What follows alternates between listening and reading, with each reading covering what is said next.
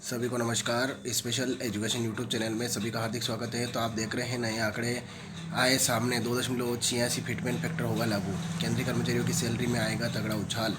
केंद्र सरकार द्वारा हर 10 साल में नए वेतन आयोग को लागू किया जाता है। 7वें वेतन आयोग को लागू हुए 10 साल पूरे होने वाले हैं। ऐसे में कर्मचारियों के बीच 8वें वेतन आयोग की मांग काफ़ी बढ़ रही है। सरकार अब जल्द ही कर्मचारियों के लिए 8वें वेतन आयोग को लागू करने वाली है। 8वें वेतन आयोग के तहत कर्मचारियों की के लिए कितने फिटमेंट फैक्टर को मंजूरी दे दी गई है। आगे इसमें यह है कि केंद्र सरकार द्वारा अब जल्द ही 8वें वेतन आयोग का गठन किया जाने वाला है। इस वेतन आयोग को का गठन होते ही कर्मचारियों की सैलरी में शानदार उछाल देखने को मिलेगा। कर्मचारियों की सैलरी में ये बढ़ोतरी फिटमेंट फैक्टर के आधार पर होने वाली है। जितना ज़्यादा कर्मचारियों के लिए फिटमेंट फैक्टर लागू किया जाएगा, कर्मचारियों की सैलरी में भी उतना ही उछाल देखने को मिलेगा। हाल ही में सरकार ने फिटमेंट फैक्टर पर फैसला सुना दिया है। खबर में जानिए 8वें वेतन आयोग से जुड़ी जानकारी।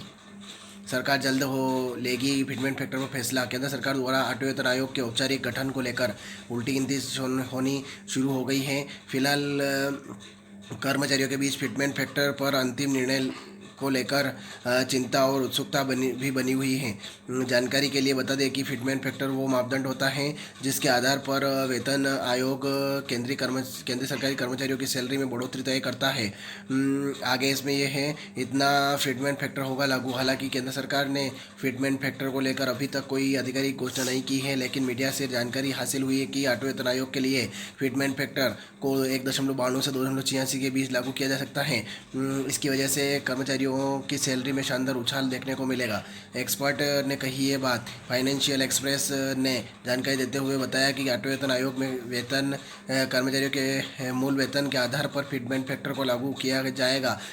ऐसे में ये गलत धारणा है कि 8वें वेतन आयोग फिटमेंट फैक्टर के रूप में 2.86 के विकल्प का चयन किया जाएगा। वेतन और पेंशन में कई गुना वृद्धि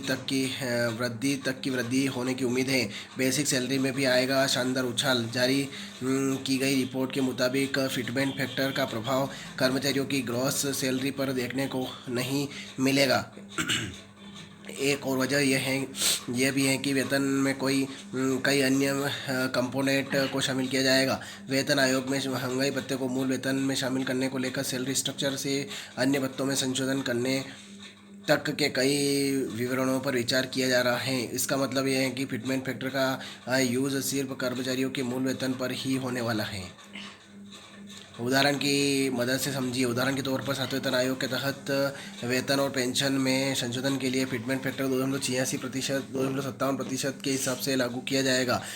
इसके परिणाम स्वरूप मूल वेतन 7,000 रुपये से बढ़कर 18,000 रुपये हो गया। लेकिन जब वास्तविक वृद्धि के बारे में बात करें तो लेवल 1 से लेवल 3 तक कर्मचारियों के वेतन और पेंशन में औसत वृद्धि लगभग 15% तक की रही थी। हालांकि लेवल 4 से लेवल 10 के कर्मचारियों के लिए यह वृद्धि थोड़ी ज़्यादा रही है। वेतन बढ़ोतरी। दूसरा वेतन आयोग 14.2%।